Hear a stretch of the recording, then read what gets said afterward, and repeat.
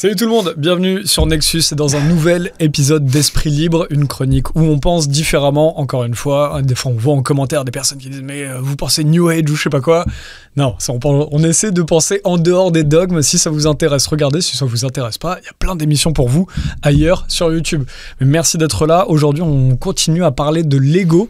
On en avait parlé la dernière fois, on avait fait un premier épisode et j'ai beaucoup écrit après. Donc on est toujours avec Nicolas Morand qui est penseur. Moi je m'appelle Romain, je suis journaliste. Et ça m'avait beaucoup intéressé cette question d'ego, puisque nous on voit beaucoup de groupes qui se détruisent. Et en fait, je prends conscience à quel point les gens qui arrivent dans des assos arrivent parfois avec leur envie des fois de bien faire. Mais en fait finalement, ce que tu nous avais un peu dit la dernière fois, je le comprends maintenant, c'est que les gens viennent aussi en voulant être admirés pour réparer des blessures des fois de dévalorisation. On a tous été dévalorisés à l'école. On n'était jamais le meilleur à l'école. Et on a tous eu des personnes qui nous ont dit « tu seras pas assez, tu pourras pas faire le meilleur diplôme, le meilleur truc ». Et ça nous perturbe dans notre développement. Qu'est-ce que toi tu penses là-dessus ? Je vais te donner la parole rapidement, je la reprendrai après. Mais est-ce que finalement quand on arrive dans des collectifs, il faut arriver sans enlever toute cette dévalorisation qu'on a eue ? Salut Nico. Salut Romain. Déjà, même quand on a été le premier à l'école, on a été dévalorisé. Je ne sais pas si toi tu as vécu ça, mais celui qui était le premier, c'était soi-disant le chouchou, et il était un peu chahuté par les autres. Oh. Ah oui, du coup il crée de la jalousie, et donc les têtes de classe étaient souvent dévalorisées par les élèves, et peut-être pas par les profs. Il y en a qui s'empêchaient de se mettre à la première place parce qu'il y avait la pression sociale de ceux qui sont cool. Donc on était tous dévalorisés. Je sais. C'est intéressant. Alors, tous dévalorisés. Disons que oui. Non, mais je vois ce que tu veux dire. Hein, oui. Parce qu'en plus, même lui, du coup, parfois vient d'une pression familiale où t'en avais qui avaient des 18. Et le jour, une fois, j'avais vu ça, moi, dans une classe, on connaît souvent cet exemple. Le jour où il a 16 ou 17, non, c'est horrible pour lui. Alors que 16 ou 17, pour beaucoup, on était... t'as de la chance déjà, tu vois. Oui, on a tous été plus ou moins dévalorisés. C'est vrai. Et puis il n'y a pas que l'école. Il n'y a pas que l'école. Et c'est pas évident en fait de reconnaître la vraie valeur d'un individu.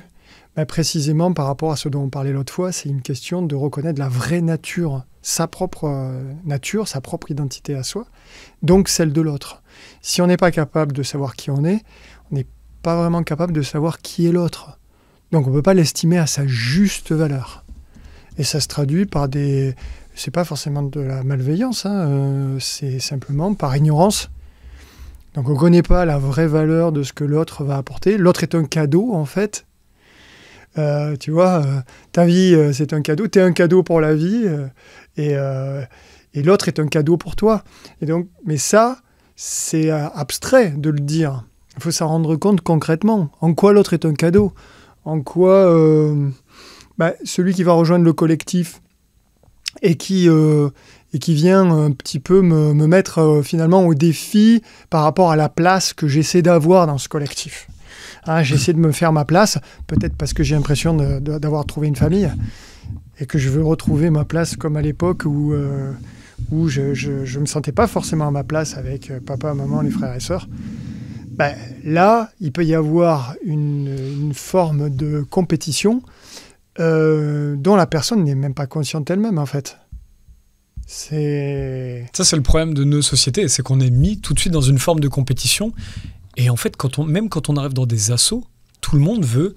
T'as deux catégories, moi, je vois de personnes. Tu as les personnes qui veulent être admirées, donc qui vont essayer de prendre la place des autres, mais même dans des groupes, je l'ai entendu il y avait un petit mouvement où les groupes créent des assos locaux, des petites actions locales, et là-dedans, recréer une hiérarchie, recréer cette volonté d'être admiré des autres, et du coup, ça bouffait le collectif partout, et tu as d'autres personnes qui, eux, n'osent pas et ne vont pas prendre des initiatives ou ce genre de choses, mais dans tous les cas, ce sont des personnes qui ne se sentent pas assez à un moment donné, et qui arrivent où leur ego va gêner le collectif. Et ça bloque aujourd'hui toutes les initiatives, que ce soit dans des syndicats, il y a d'autres problèmes dans les syndicats, mais dans les syndicats, dans les assos, dans les collectifs, dans les partis politiques, dans tout ce que tu veux. Et ça, est-ce qu'il faut qu'on arrive à revenir à une forme de bien-être intérieur ? Comment est-ce qu'on peut... De bien-être... Toi, comment tu vois les choses ? Eh ben, pour revenir à ce qu'on avait pu dire sur la question de l'ego, c'est que qu'il y ait de la compétition, moi, j'ai pas envie de dire que c'est mal.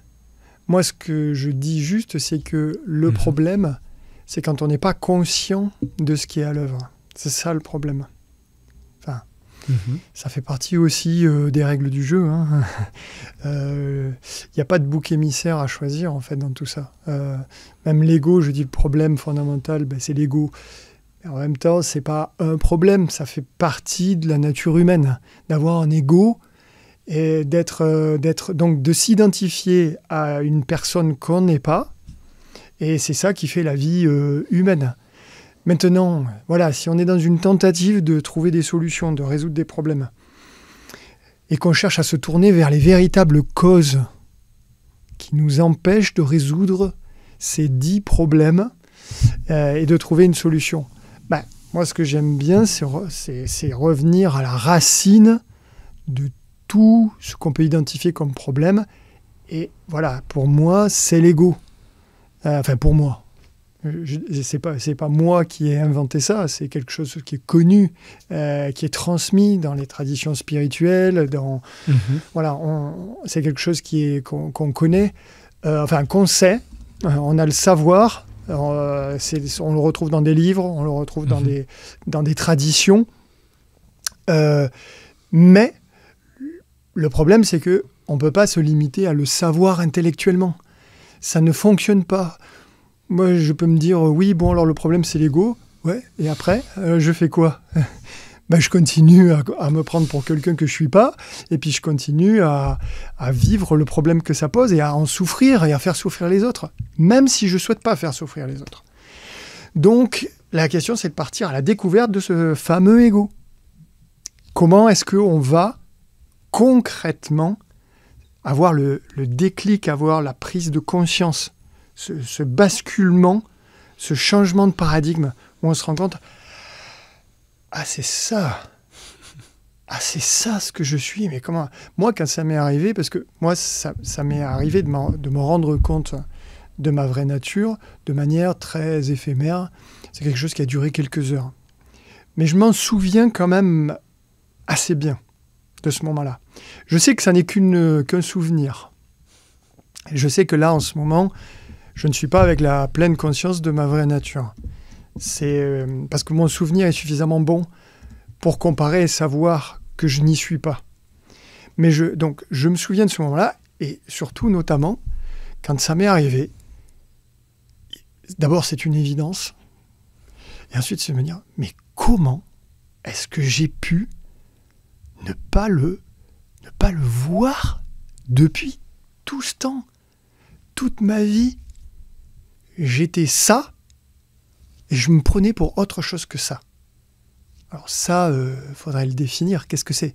Qu'est-ce qu'on trouve quand on arrive dans cet espace ? C'est pas quelque chose qui peut vraiment s'expliquer et se faire entièrement comprendre avec des mots. C'est quelque chose qui a besoin d'être vécu. C'est comme de dire, c'est quoi un corps ? Tu le sens. Tu sens ton corps. Tu en as l'expérience de ton corps. Donc après, l'expliquer, tu peux dire, oui, il y a des doigts, il y a des mains. Oui, bon, alors ça veut dire quoi ? Tu ne peux savoir ce que c'est qu'en étant dans ton corps. Et bien là, c'est la même chose. Ta vraie nature, c'est quelque chose que, quand tu la découvres, c'est une évidence parce que c'est ce que tu as toujours été, que tu es et que tu seras toujours. Simplement, il y avait une sorte de voile d'ignorance qui faisait que tu ne te voyais pas. C'est comme si tu vas devant ta glace le matin, et puis il y a une espèce d'écran de fumée qui fait que tu ne te vois pas, ou alors un miroir déformant, et tu ne te vois pas clairement tel que tu es. Et tu crois que tu es ça parce que c'est ça que tu vois. Et ce miroir déformant, ou ces lunettes déformantes, tout le monde les porte parce que, tout le monde, la très très grande majorité des gens ont un ego. Et d'ailleurs, il y en a qui confondent, qui disent « Non, mais l'ego, c'est nécessaire parce que si on l'a plus, en fait, on ne peut pas faire ci, ça. » Non. On ne sera pas motivé pour agir. Oui, mais non, en fait, l'ego, c'est une idée. L'être, lui, il est là. Il a toujours été là. C'est lui qui a toujours pensé, agi, ressenti, c'est lui. Dans cet être, il y a une idée qui flotte et qui est je suis une sorte d'entité immuable et éternelle qui se maintient à travers le temps, quelque chose de solide en fait, et que je peux appeler d'un certain nom et qui va rester stable. Alors que ça n'existe pas, ça. Donc quand l'idée disparaît, on s'en porte beaucoup mieux. Bon, et donc dans cette idée-là, s'il y a juste l'être, qu'est-ce qui nous motive pour aller essayer de, pas changer le monde, mais d'agir dans le monde positivement, alors que c'est plus simple de rester sur le canapé? C'est une bonne question, ça, en fait. C'est pas vraiment plus simple de rester sur le canapé. Parce qu'on a un cœur, et que ce cœur, il fonctionne d'une certaine manière. Et c'est pas lié à l'ego. L'ego, il récupère les choses, il dit « c'est moi qui fais ça, c'est moi qui... » Non, mais le cœur, il a de la compassion. Et quand il voit de la souffrance, il a qu'une envie, c'est d'aider à la libération de cette souffrance. Donc c'est pas quelque chose que tu décides par la volonté de ton ego. C'est quelque chose de spontané, naturel, comme tu plantes un gland, il y a un chêne qui va pousser, c'est comme ça. Et donc nous, on a un cœur, et donc quand les voiles d'ignorance se dissolvent, la force naturelle de la compassion du cœur, elle s'exprime. Naturellement. Voilà. C'est passionnant, hein. Mais aujourd'hui, pour agir, par exemple, là, quand on essaie à Nexus de créer des petits événements ou n'importe quoi, le système fait que ça n'est pas extrêmement facile. Il faut avoir tel truc administratif, il faut trouver telle salle qui coûte une blinde, faire payer, faire la communication. Pour la communication, tu es obligé d'être sur les réseaux sociaux. Les réseaux sociaux, c'est un monde de fous. Donc, tu as déjà tous ces trucs-là, ouais, où en fait, l'action positive n'est pas facile. Et je dis pas ça pour décourager les gens, hein. Il faut faire le plus possible. Mais du coup, des fois, on pourrait se dire, entre guillemets, c'est pas moi le penseur, moi je dis là avec les mots du citoyen, faut avoir un ego pour se bouger un petit peu. Ce qui, moi, par exemple, va pas être ça, parce que, par exemple, pour moi, ça va plus être aujourd'hui, la volonté de faire des trucs pour s'épanouir vraiment. Et moi, ce qui m'intéresse, c'est d'être avec les gens et de faire. Donc moi, je suis plus dans le être, comme tu dis. Oui. Mais pourquoi forcément tu aurais besoin de l'ego pour relever les défis posés par toutes les contraintes qui pèsent sur toi, comme l'administratif ou ce genre de choses? Pourquoi il y a besoin de te dire que tu es autre chose que ce que tu es vraiment? Que tu te fasses une fausse idée de toi. Parce que cette fausse idée de toi, elle te raconte des histoires, mais c'est faux, quoi, en fait. Elle te dit, sans moi, t'as plus d'énergie, t'as plus envie de rien, tu n'as plus envie de te battre. Non. Tout ce qui s'est toujours passé n'est jamais venu fondamentalement de lui. Lui, c'est un imposteur, entre guillemets, quoi. C'est un imposteur qui récupère les choses qui se produisent et il se déclare l'auteur de ces choses. Il dit, c'est moi qui ai pensé, c'est moi qui ai agi. Et si on va inspecter, on va voir, ah non, mais toi, t'as rien fait. Toi, t'es une idée qui flotte quelque part, là. Et en fait, le flux naturel des événements, des pensées, des actions, des sentiments, des émotions, ce flux-là, oui, il existe. C'est un flux impermanent qui est éternellement changeant, ça change tout le temps, comme une rivière qui coule. Voilà, tiens, je te propose qu'on prenne l'image de la rivière. Tu as une rivière qui coule, c'est jamais la même flotte qui passe dans la rivière. Mais maintenant, imagine qu'il y a quelqu'un qui s'amène, l'ego, il s'appelle l'ego, et il arrive au bord de cette rivière, et il dit, voilà, c'est moi, cette rivière, c'est moi, et c'est moi qui l'ai créée, et non, elle n'est en mouvement que quand je le décide, de la façon dont je le décide. Là, tu crois que c'est en mouvement? Non, mais regarde-moi. Non, non, là, ça bouge pas. Là, ça bouge par contre, parce que là, ça m'arrange que ça bouge. Mais il te raconte des sornettes. Donc, quand lui, il a disparu pour une raison mystérieuse, tu as pratiqué beaucoup la méditation ou alors tu n'as jamais rien fait, mais il se trouve que tu as reçu une grâce et il a disparu. Voilà, il n'est plus là au bord de la rivière, il n'est plus là à te raconter ses sornettes. Bah, tu vois la rivière telle qu'elle est. Et tu vois la nature telle qu'elle est.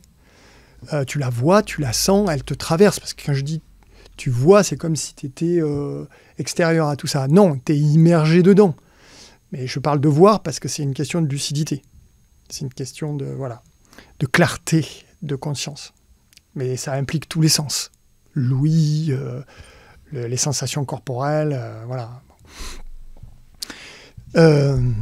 Et donc, attends, il faut que je rejoigne avec ce que tu me posais comme question avant, c'est est-ce qu'on va avoir besoin de l'idée d'ego pour être motivé pour agir?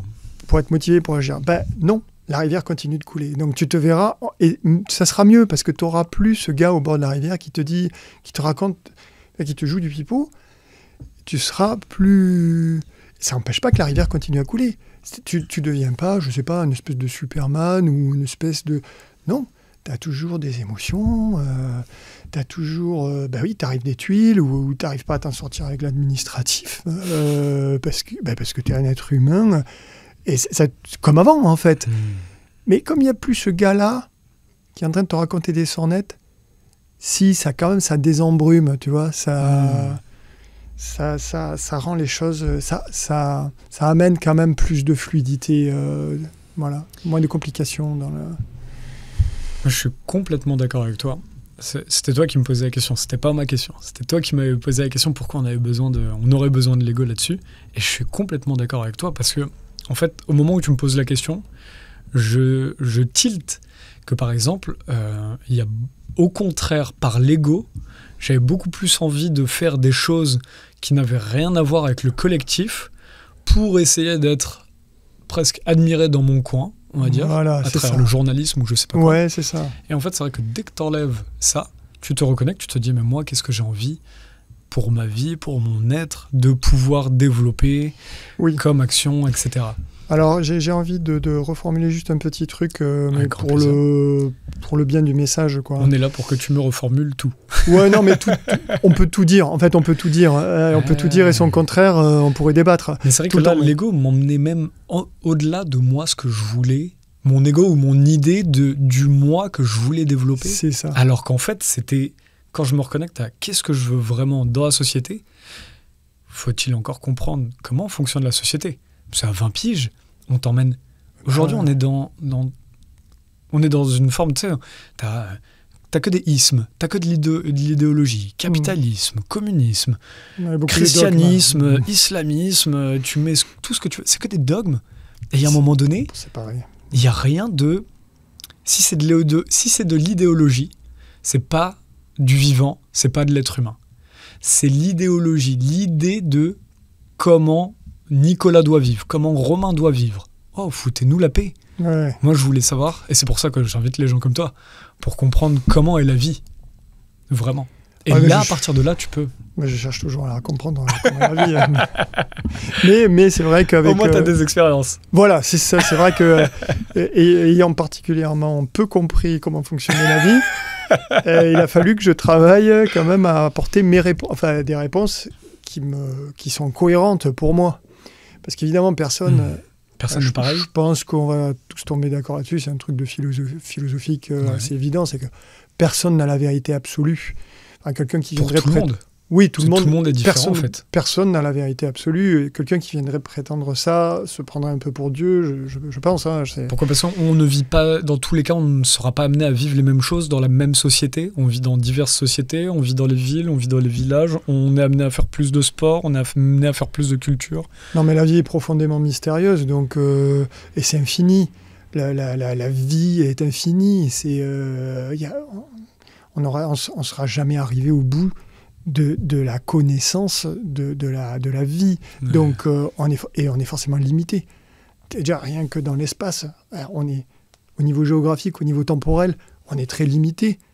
Donc, c'est logique de se dire mais qu'on ne peut pas avoir accès à toute la connaissance sur tout. C'est, on tente, on évolue, mais c'est une évolution, donc c'est juste une tendance. Mais prétendre être arrivé à une vérité absolue, je pense, c'est très risqué, je trouve, comme affirmation. Et c'est pas le but. Le but, c'est de trouver, nous, en fait, comment est-ce qu'on veut le plus se développer dans la société qui nous est donnée là, et de pouvoir agir. Par exemple, là, effectivement, moi, maintenant, j'en suis venu à la conclusion, j'aime bien être dans des événements avec des gens, pouvoir parler de philosophie, etc. Bon, bah, viens, on crée des événements comme ça. Mais c'est finalement, on te met tellement de bullshit, en fait. Ouais. T'arrives à 20 ans, oui. Aujourd'hui, on a tout de dévoyé, quoi. Ça, on le dit souvent, mais je le remarque pas jusqu'à quel point. C'est-à-dire que même quand t'es là, même moi, tu vois, il y a un truc qui est marrant avec l'ego, ou alors, comment faudrait dire plutôt l'idée? C'est plutôt l'idée de ce qu'on devrait être? Ouais, l'idée, c'est bien de revenir à cette notion d'idée, c'est que l'ego, pour moi, c'est une force d'identification à quelque chose. C'est-à-dire, on s'identifie à quelque chose, alors que par définition, notre identité, c'est le sujet. Mais quand on s'identifie à un objet, ben, ça ne peut pas être nous. On ne peut pas être un objet. On est forcément un sujet. Et l'ego, c'est une force d'identification à un objet. Une idée, l'idée d'un personnage un peu fictif, basé sur quand même un vécu, mais il construit toute une histoire. Et cette histoire-là, lui pense que ça a une réalité concrète, alors qu'en fait, c'est simplement imaginaire. C'est un fantasme, en fait. C'est un fantasme, voilà. Je comprends tout à fait. Bon. Non, mais c'est passionnant. Est-ce que, du coup, en gros, quand on va dans des... Ok, par exemple, il y a une histoire qui est assez intéressante. C'est la mienne. J'entends l'ego. C'est le côté où... Non, mais pour s'en rigoler, moi, dans mon expérience, il y a, par exemple, dans les médias, là, il y a beaucoup de monde souvent qui arrive et qui essaie de donner des conseils pour qu'on fasse, pas des conseils pour qu'on fasse plus de vues, mais plus de dire « Ah, venez, mettez-moi là en avant, comme ça vous allez faire des vues ou je sais pas quoi », ou alors « Je veux donner la primeur à Nexus, comme ça vous allez faire plus de vues ou je sais pas quoi ». Nous, c'est vrai qu'on est un média libre, on est content de ce qu'on fait, on fait pas des milliers des cents. J'aimerais bien qu'on fasse plus de vues pour que l'information circule. Ouais. C'est normal. Mais en fait, je suis en mode, j'ai pas envie de forcer les choses. J'ai envie, moi, de faire du bon travail. C'est ça. Et j'ai envie d'être heureux le matin faisant du bon travail. Mais là, si je dis ça, c'est que je vois beaucoup de personnes, même pas des confrères, des fois juste n'importe qui veut faire des vues sur YouTube. Putain, c'est la même chose que faire des likes sur Instagram ou je sais pas quoi. Oui. Tu sais, et on va critiquer les réseaux sociaux, mais on reproduit les mêmes schémas. Ouais. Et en fait, ça, c'est pas des trucs qui te nourrissent, c'est des trucs qui vont te stresser au quotidien. État de vigilance tout le temps. Merde, j'ai fait combien de vues, combien de gens m'aiment? Moi, j'ai pas besoin de ça. J'ai des gens qui m'aiment autour de moi. Et moi, là, je me dis, je veux faire un travail qui me nourrit, et peu importe si les gens aiment ou pas, ça, c'est pas mon problème. Sauf que du coup, est-ce que, pour revenir à la base de notre discussion-là, les gens qui arrivent dans des collectifs pour changer le monde, ou dans des partis politiques pour changer la politique, ou tout ce que tu veux, vous mettez les mots que vous voulez, pour faire des fois du bien.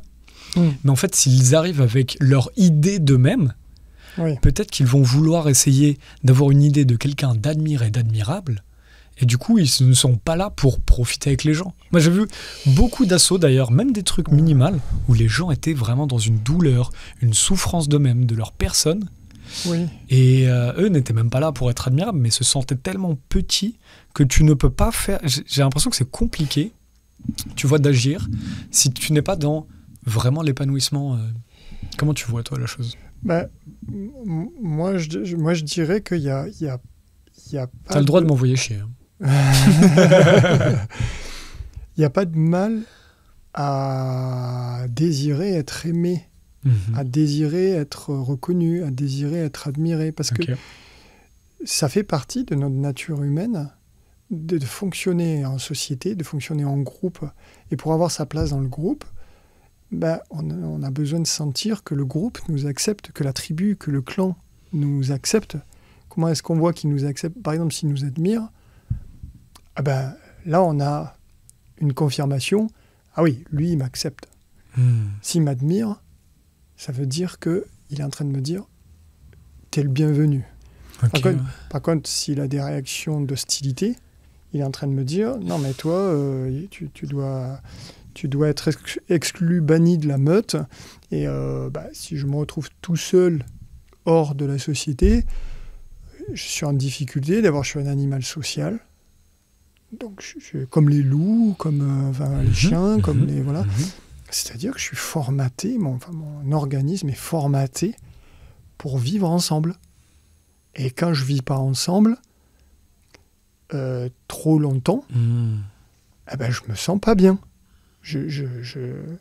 C'est pas bon pour moi en tant qu'animal social humain. Donc il n'y a pas de problème en fait à assumer ce qu'on est. C'est comme assumer notre sexualité. On a des pulsions sexuelles. C'est comme ça, c'est codé. C'est très bien. Mais le problème, c'est quand il n'y a pas de rapport entre la pulsion sexuelle et la pulsion sociale. C'est juste, tu veux dire, ça fait partie du conditionnement humain. Donc ça, c'est comprendre le conditionnement humain. Voilà, mais il y en a plein d'autres. J'ai parlé de la sexualité et puis de la pulsion sociale. Oui. Mais il y a d'autres choses qui nous... On est animés, codés. Enfin, c'est comme des programmes. Hein. Et puis, c'est le fruit de beaucoup d'évolutions. Donc, on est déjà pré-programmé et influencé par ce programme. Donc, il n'y a pas de problème avec le fait d'être déjà programmé, d'être conditionné déjà. Alors, on peut l'accepter. Le problème, c'est quand... le problème, entre guillemets, c'est quand tu ne reconnais pas ton besoin. C'est-à-dire, tu as un besoin de reconnaissance, mais il n'est pas clair, ton besoin de reconnaissance, et tu ne te rends pas compte de tout ce que tu fais de manière un peu, à droite, à gauche, et tu ne te rends pas compte, tu t'es absent à ta véritable motivation. Par exemple, surtout si tu viens le justifier en disant « mais c'est bon pour le collectif », et en réalité, ta véritable motivation, c'est juste que tu veux briller, et tu veux être aimé, et que, en fait, la réalité, c'est qu'au fond, tu ne te sens pas aimé, et plus profond, tu ne te sens pas aimable. Et tu crois que tu n'es pas aimable. Voilà. Et si cette chose-là n'est pas vue, que tu te débats en surface pour pas couler dans ce marécage, tu vois, et au fond du marécage, il y a la haine de soi, mais tu n'as pas du tout envie d'aller regarder ça. Et donc, tu es là, tu barbotes en surface et tu joues des coudes pour faire ta place, pour essayer d'obtenir de manière superficielle ce que de toute façon, au fond, tu n'as pas. Et c'est là que tu te leurres toi-même et tu en souffres. Et tu fais souffrir aussi des gens autour de toi qui sont eux-mêmes en train d'essayer qui surnagent. Donc, voilà, je ne sais pas, est-ce que ça a été suffisamment clair Si, c'est très clair. Comment est-ce qu'on pourrait, justement, en partant de ce que tu dis là, et j'ai pas envie j'ai pas envie d'avoir le mauvais mot, mais sûr, on est dans cette émission pour pas avoir les bons termes, c'est l'émission des mauvais termes, mais on essaie d'avancer. Est-ce que, par exemple, dans les collectifs en général, où on peut être tenté pour être mis en avant, ou ce genre de truc, même parfois, j'ai vu dans des groupes où les gens faisaient des trucs sains, essayer de rabaisser les autres, justement, encore une fois, pour être admirés. Et dans cette métaphore du marécage est fascinante que tu utilises. Est-ce qu'on doit repérer ça? Comment est-ce que demain, on peut aller vers quelque chose de plus sain, où, en fait, les gens ne verraient plus une sorte de marécage comme ça, mais en fait, chacun se sentirait dans une sorte de... J'ai pas envie d'avoir des mots grandiloquents non plus, mais faut arrêter de faire le modeste, mais tu vois, avoir un bon territoire chez lui. Comment est-ce qu'on pourrait être dans une bonne place et juste revenir à l'être qui partage justement notre envie d'aller dans un nouveau monde, notre envie de faire des choses spirituelles, notre envie de faire des choses sociales, mais sans être là pour être admiré, tu vois.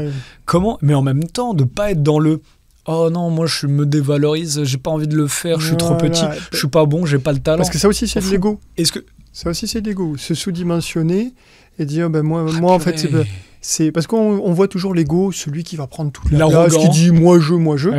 Non, l'ego, Mais celui il a qui plein se ratatine. Oui, il y a aussi celui qui se ratatine, c'est qui dit le- « Oh, mais moi, je suis une pauvre petite chose. » Puis si tu vas voir à l'intérieur, en fait, tu vois que dans le moteur, il y a beaucoup plus que ça. En fait, et il a mis une carcasse de 2 chevaux et peut-être qu'il a un moteur de Porsche, mais sous une couche de poussière, tu vois. Parce qu'il a une image de lui-même. Ouais. C'est pas quelqu'un de ratatiné, quoi. Ben, il aurait le potentiel de donner bien plus. Bien sûr. Voilà, mais il y a différentes stratégies de l'ego pour exister. L'important pour lui, c'est d'exister. Que ce soit sous forme de victime, sous forme de bourreau, enfin, bref. Il y a plein. En fait, c'est un champion. C'est un champion de la survie. L'ego. Du camouflage, de l'imitation. Il imite, et c'est un très très bon imitateur. Il imite la sincérité, il imite Après, plus on évolue, et plus effectivement l'ego apprend. Au début, il est désarçonné, il se passe quelque chose qui le surprend, un événement au niveau de la rivière, pour revenir à l'image de la rivière de tout à l'heure. Il y a une lumière qui se dégage de la rivière, il est ébloui, il n'arrive plus à parler, on l'entend plus. Et puis après, il élabore. Ah oui, d'accord, il s'est passé ça, la rivière, il commence à créer des concepts sur la lumière de la rivière, et il dit, on va mettre un projecteur de 1000 watts par ici, et ça va faire comme cette lumière. Et voilà, et j'y suis, quoi. Je suis arrivé. C'est un pro du camouflage et de l'imitation. De trouver des portes de sortie. Et des fois, il revient. Moi, je suis beaucoup plus apaisé avec ça que quand j'étais dans ma vingtaine, avec l'ego ou l'idée de soi, ou en plus, quand tu fais un métier d'image, alors là, c'est la porte ouverte pour tout. Hein. Dès que tu fais un métier où tu te mets en avant... Oui, en représentation, oui. Mais donc, du coup, maintenant, je suis beaucoup plus apaisé avec ces trucs-là. Mais encore, des fois, tu as des petites touches. En fait, c'est ce qu'on appelle, je sais pas si c'est le bon terme, mais du narcissisme. Oui. Où, en fait, voilà, où tu vas te regarder toi, le nombril. Et par exemple, même si... Attention, il y a le mauvais narcissisme et il y a le bon narcissisme. C'est là où c'est galère à chaque fois. Ça, on revient à l'ego. Parce que des fois, tu as l'impression de faire les choses pour des bonnes raisons. Et puis en fait, tu as peur que quelqu'un te passe devant ou je sais pas quoi. Ouais. Mais ça te ramène juste à toi. Tu prends l'autre pour un danger. Oui. Alors qu'en fait, le danger est rarement là. Mais en fait, le cerveau, on est sur 20 millions d'évolutions de notre cerveau et de repérer la peur sous différents aspects. Alors, attends, quand tu dis que le danger n'est pas vraiment là, tu parles de manière spécifique, tu as un exemple précis en tête, ou bien tu parles de manière générale? Parce que le danger existe, hein. J'ai des exemples un peu trop perso là, donc je peux pas en parler. Oui, d'accord. Mais ce serait, dans l'idéal, il faudrait pouvoir parler de tout. Mais non, mais des fois, je me rends compte qu'il y a des choses où de la... Mais je me le ressens moi maintenant. Et peut-être avant, j'étais un peu plus des fois jaloux, comme tout le monde. On a tous de la jalousie sur des trucs. C'est pas grave, parce que c'est du jugement. Mais l'être humain est fait pour juger. Sauf que des fois, on va avoir peur, se dire, tiens mince, ça va m'empêcher, ça va me limiter dans ma vie. Alors que non, pas du tout. Tu auras des trucs pour toi, tu auras des opportunités pour toi. Ça. Le monde, tu le partages avec plein de choses. Et ben voilà, ça c'est une évolution effectivement de l'esprit. C'est vrai que la conscience, quand elle arrive, quand on est jaloux, si on met de la conscience sur ce phénomène, on se dit, en fait je suis jaloux parce que j'ai envie d'être comme lui ou d'avoir les mêmes choses que lui, et que en fait je me sens pas capable ou je crois pas que ça va m'arriver. Alors pourquoi ça lui est arrivé à lui, pas à moi? Il peut y avoir une prise de conscience pour se dire, pourquoi ça m'arriverait pas à moi? Et finalement, si ça lui arrive à lui, déjà c'est un bon exemple, c'est inspirant pour moi. Ça peut m'aider à mieux le réussir moi-même, ça, la même chose que lui. Est-ce qu'il n'y a qu'une part de gâteau ou est-ce que il y en a plein? En fait, il y en a plein. En fait, et des fois, c'est de la jalousie d'enfant. Comme on est tous des anciens enfants, des fois, c'est juste des circuits imprimés dans ta tête où c'est genre, ah oui, comme tu dis, pourquoi il a plus de gâteaux et tout. Et ça pop-up. Et quand ça pop-up quand tu as 30 ans, il y a des fois, tu peux te dire, tu te dis pas, c'est un truc, c'est une petite pensée que j'avais quand j'avais 8-9 ans. Ouais. Tu te dis, je l'ai aujourd'hui, du coup, elle te reste dans la tête, du coup, t'en fais une bulle, tu fais une boule de neige qui continue à grossir. Et d'une truc où tu aurais pu te dire, non, ça c'est compulsif, tu parlais de compulsion tout à l'heure. Ouais. Tu te dis, c'est une petite jalousie compulsive, je la laisse passer. Et ensuite, puis... Ouais, je parlais de pulsion, mais c'est intéressant de ramener ça à la compulsion. Oui.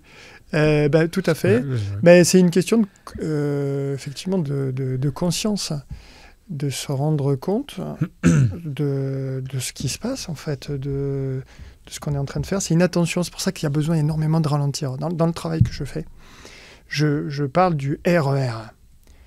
R pour ralenti, E pour écoute, et R pour respire.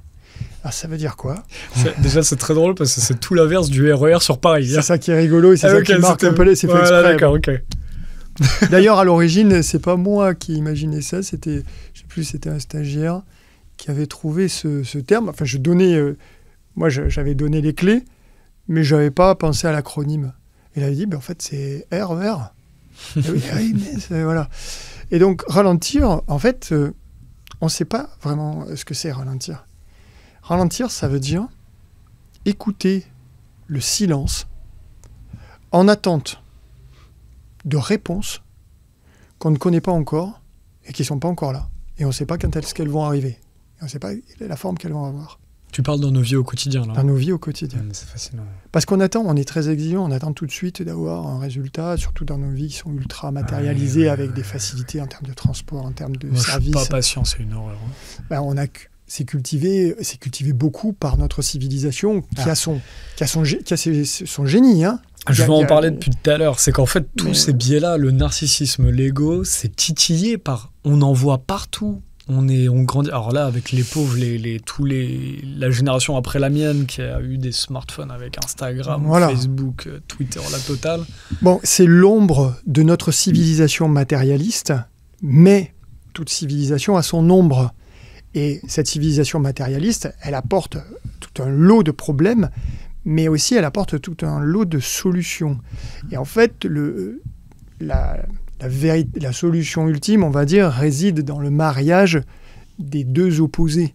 Comme toujours, en fait, c'est le mariage des opposés qui apporte la solution. On croit qu'il faut tirer la corde dans un sens plutôt que dans l'autre. Non, en fait, c'est d'adopter une position qui transcende les deux postures qui semblent contradictoires pour se rendre compte qu'en fait, elles ne font qu'un.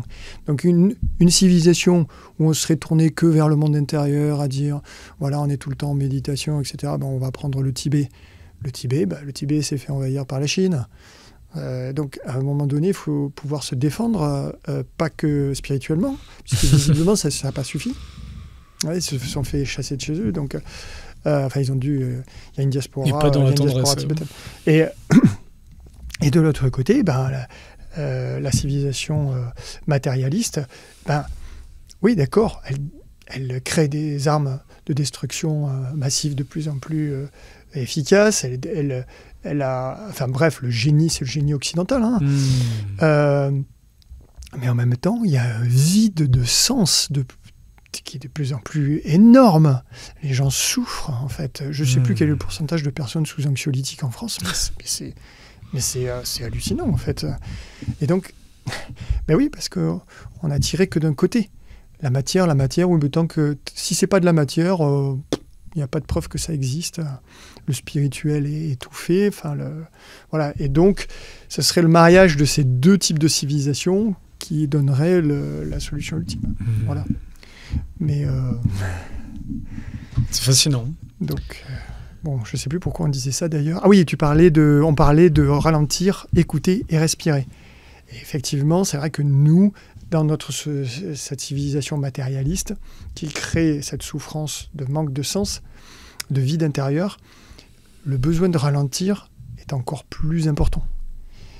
Au milieu de cette accélération, encore plus avec l'intelligence artificielle, Internet, l'intelligence artificielle, toute la technologie, on est dans un TGV qui part à fond dans la direction de la technologie. La solution, c'est la technique, c'est la technologie pour cette civilisation. Donc, et plus on accélère les choses, plus on les automatise, et plus nous, on accélère. Puisque le problème de fond, c'est l'ego. Le problème, c'est pas d'automatiser la tâche de distribuer le courrier ou de livrer les colis chez Amazon. C'est pas en ayant plus de matière, plus d'énergie, plus que ça va résoudre notre souffrance, que ça va nous libérer de la souffrance. Donc on est dans une fuite en avant, mais en même temps,